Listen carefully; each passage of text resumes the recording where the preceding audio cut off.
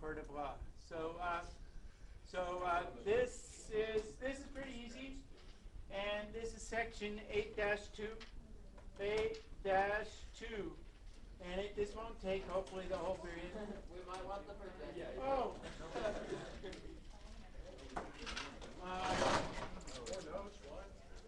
Or no, this will go relatively quick. We're turning on the screen, and I better pause already. But this is called arithmetic sequences. I know it's gonna turn on in a minute. Okay. An arithmetic sequence is, put your phone away here, Anna. A sequence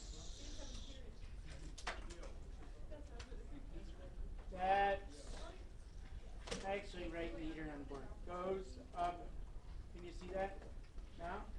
By the same amount each time. Amount each time. For instance, 3. What's next? 3. Let's make one. 6, 9, 12, 17. No, 15. Right? That's an example of an arithmetic sequence. Okay? It's changing by the same amount each time, and that same amount. This is called, the same amount is called the common difference. Common difference.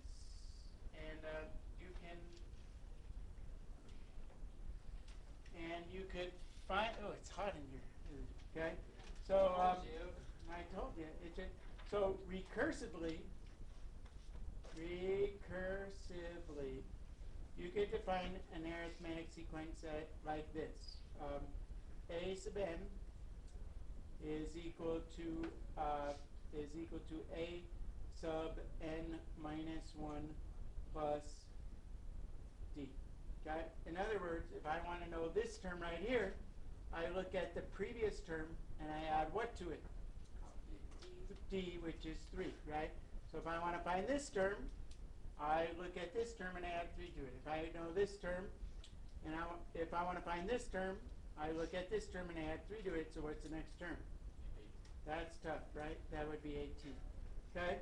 So you could also show algebraically that D is equal to, if I subtract this minus this, D is equal to A sub n minus A sub n minus 1. You understand what that means? To find the common difference, I just take one term and subtract the previous term. So that's the recursive formula for dot, dot, dot, right? Going on forever. For an arithmetic sequence. And I'm going to turn this. Hey, no tapping. Okay? Explicitly, if you want the explicit version of that, you need to say swear words first. No, you don't. The explicit version, you could prove it pretty easy, but easily. But you get A sub n is equal to A sub 1 plus n minus 1 times d. Okay? So for instance, this formula right up here, okay, recursively d would be 3. That's all you'd really need for this one. But explicitly, A sub n for that formula is equal to A sub 1. What's A sub 1? 3 plus n minus 1 times what? 3 in this case. So in other words, if I wanted to know the 10th term of this sequence, 10th term, or A sub 10, I could call it, I would just go 3 plus 10 minus 1, 10 minus 1 times 3, right? Which gives me out 30. Yeah? Is that 30? Yeah. It's 30. Or, I mean, so that's the best way to do it because you don't want to go, okay, the next term, if I want the 1, 2, 3, 4, 5, 6, 7, 8, 9/10 term, then recursively I'd have to go, okay, add 3 to that, add 3 to that, add 3 to that, add 3 to that, and again I'd get to 30. See the difference? Recursive, explicit, easy, right? Yes? Isn't this exciting? It gets more exciting, don't worry. Now there's some cool stuff here, which I'll show you in a minute, but first, explicitly did that. That's it, okay? So you will see something like this on a test, so I gotta tell you that you should know how to do this. So find the nth term, find the nth term of a sequence of an arithmetic sequence.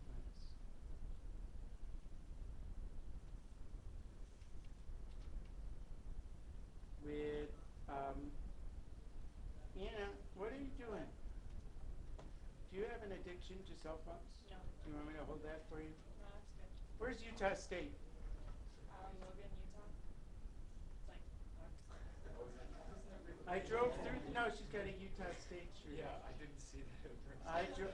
That's so random. What are you talking Yeah. about? Because I drove through there on my way down from Montana. my I mom drove. went there. I drove through Pocatello. Is it near Pocatello? No.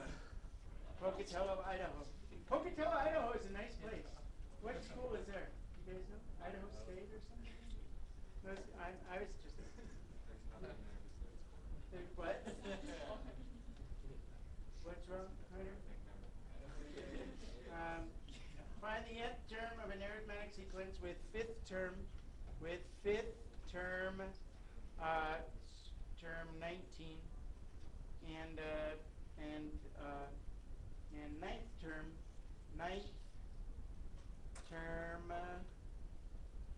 27.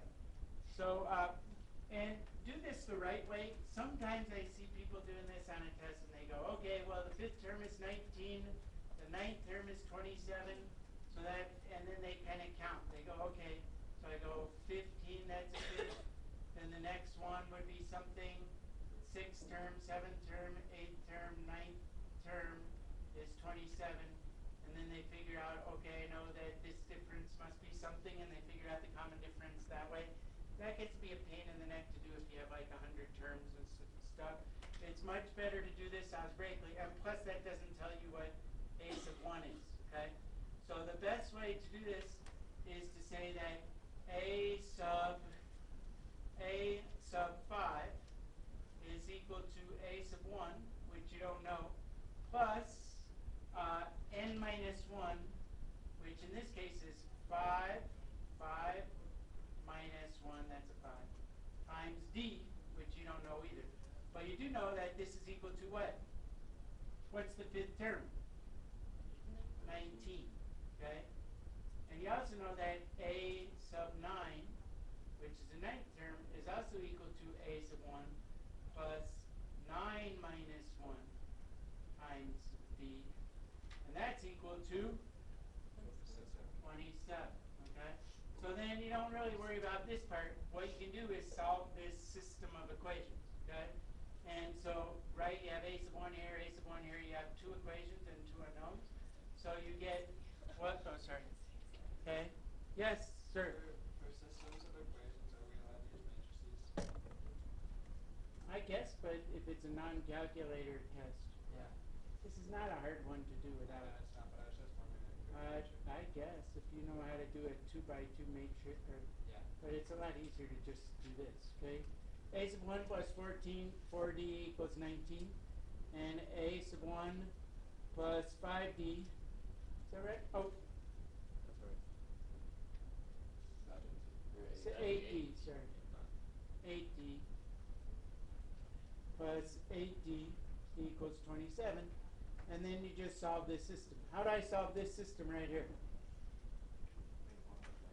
Make one of them negative. So I would make this one negative up here, and then you just subtract the two equations. So a1 minus a1 disappears, and you get 8d minus 4d is 4d, and you get 27 minus 19 is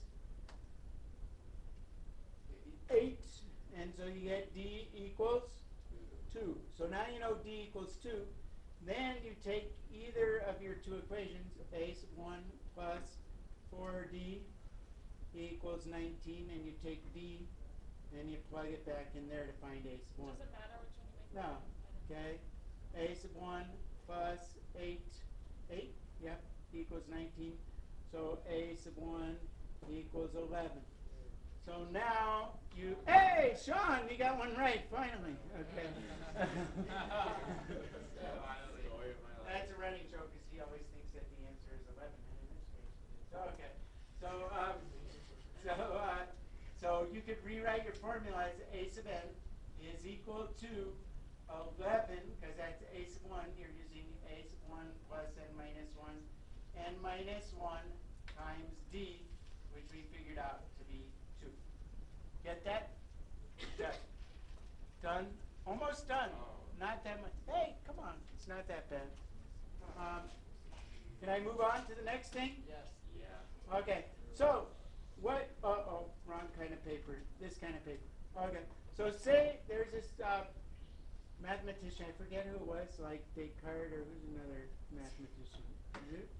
Newton, Leibniz. They're all mathematicians and scientists. But one guy, the teacher asked him, take all the numbers from 1 to 100 and add them up. And he went like this, and he went bum bum bum bum bum bum bum bum, and he looked at that, and he got the answer in like 2 seconds. Teacher said, "How did you do that? Anyone know how to do that really quick?" Someone in the last class figured it out. How? Oh, you just add like 99 plus 1 is 100, 98 plus 2 is 100, and then you Close. would be like Almost. Yeah. half, it'd be like half of it. And how many of them are there? How many of those pairs are there? 50. 50. So that's the idea. So, except it's not 2 plus, so you start like 1 plus 100, right? So you take 1 plus 100, right? 1 plus 100, and then you have 2 plus what? 99, and 3 plus 98, and those all add up to 101, right? And how many of those sets would I have? I'd have 50. So all I really have to do is take 101 and multiply it by 50, and I would get the answer 5,050. So that's all the numbers summed up from 1 to 100. But there's a formula for that, okay? Okay? Quinn, you ready to learn the formula? Good. Okay. The formula is S sub n. That means the sum of an arithmetic sequence, you need to know this one, is equal to n times a sub 1 plus a sub n divided by 2. Right? So this is the first term. This is the nth term. This is how many terms there are. And this is the sum. So in this case, right, in this case, would have looked like n is 50 because, n is 100, right? So s of 100 in this case would have been equal to the 100 terms, right, times the first term plus the last term divided by 2, which gives you 50 times 101, which is 5,050. Yeah? Yeah? So, so then you see problems like this. Where's the problem? Find the sum. So n equals 1 to 20 of 7n plus 1. Okay? And you say,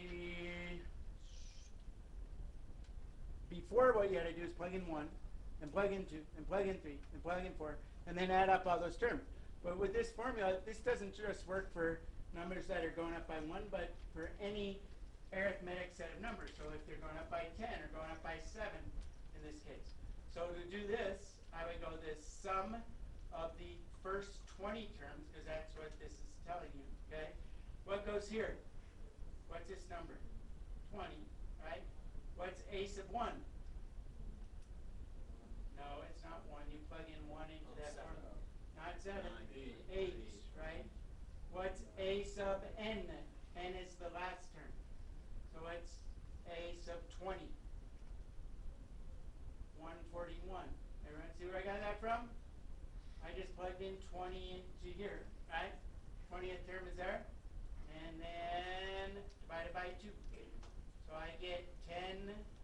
That's the same as 10 times 149, right? Which is 1,490.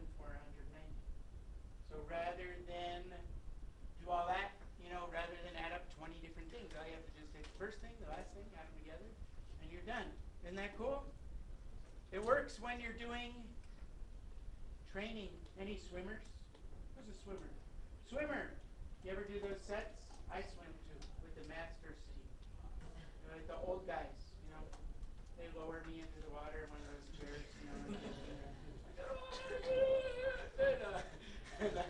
but everyone's always asking me, like, how far did we swim? How far did we swim? Well, we swam at 50, then we swam 100, then we swam at 150, then we swam at 200, then we swam at 250, then we swam at 300, and then I add them up in like 2 seconds. How did you do that? I go, well, we started with 50, we ended with 300. There were 10 sets, right? So I add those two numbers together, divide by 2, multiply by 10, and I got the answer. Oh, it's amazing. So yeah, it's the sum of an arithmetic sequence, and all the people I swim with, they're like really impressed. And, but no, it's true. It's true. No, I do that all the time. So you could do that at your swim practices, right? You want to know how far you swim? Yeah. Haley, you got it. Haley, you got it? Okay. I can't keep track of doing Yeah. Sit. Oh, anyway. So, and if you swim more, then you could eat more Pop-Tarts for breakfast, because that's why I swim. So I can eat more Pop-Tarts. Okay. So I did Pop-Tarts. What if?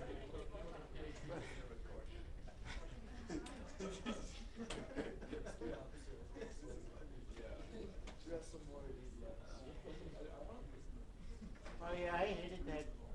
The coach always asked me if I wanted to wrestle. I said, no way. You have to starve yourself out. Who's wrestling? Yeah, right? I'm wrestling 10 pounds above my weight. I Oh, can that's do good. whatever I want. That's good. They encourage me to eat.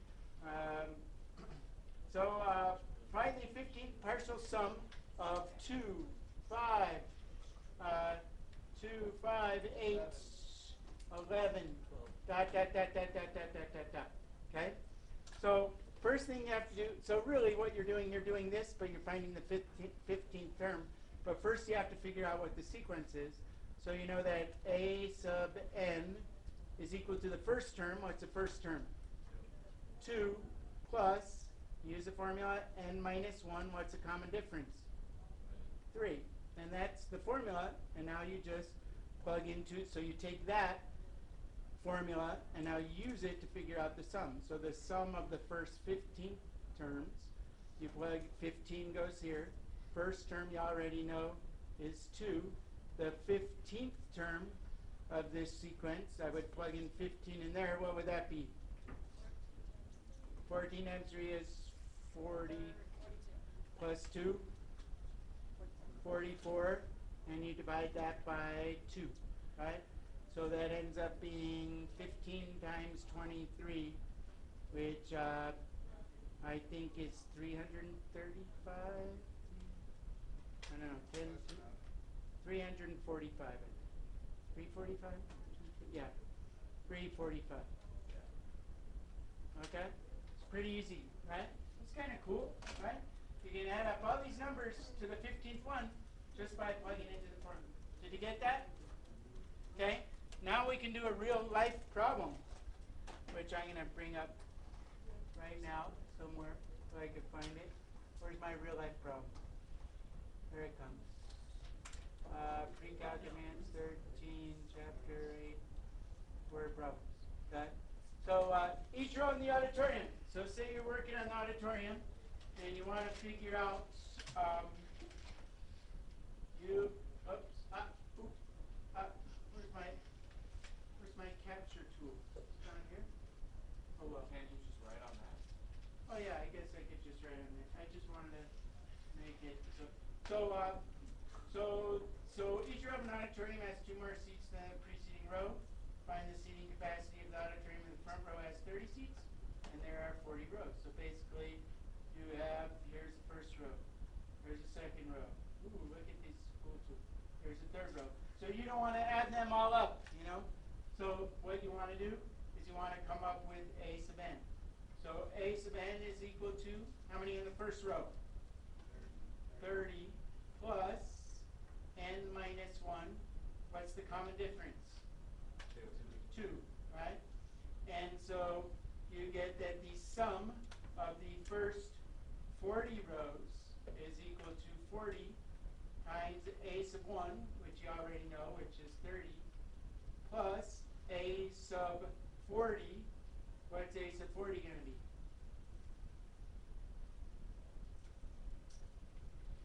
Anyone?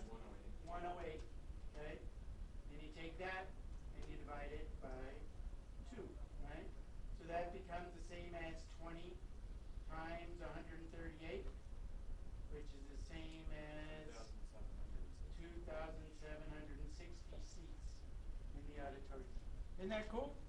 Okay? And the last one is really similar. Let's just do it since it's here. And then we'll be done.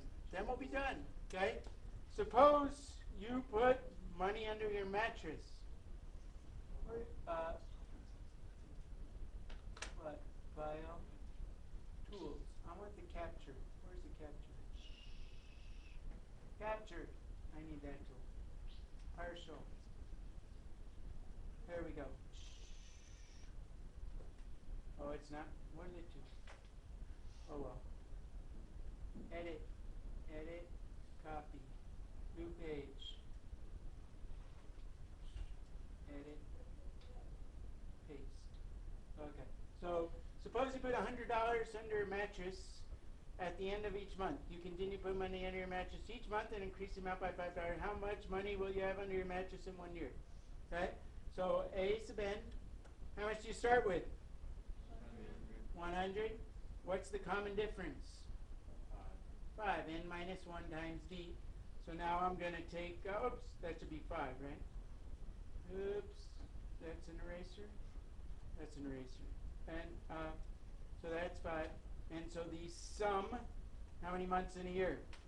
12 equals, that's a 12. You don't need to sum it up. Yeah, you're looking for the sum. How much money is under your mattress after 1 year? So if you add them all up, so you put in $100, then you put in $105. Oh, I thought it was you put Yeah. in $5 No, and then you no. put in another 5. No, okay. So you're going to do the sum, 12 months, right? For 12 months, starting with $100, ending with, if I plug in 12 in here, what do I get out? 155. That's how much you put in. You understand where you're at? So the 12 is how many times you're adding it up, right? How many terms there are, right? 12 terms, start with 100. 12 term would be 155. Divide that by 2. So you get 6 times 255. How much is that? 11. Oh, $1,530. So that's how much money you'd have after a year if you added $5 each time. That's a pretty good investment strategy, but it's better to put your money in the stock market, though.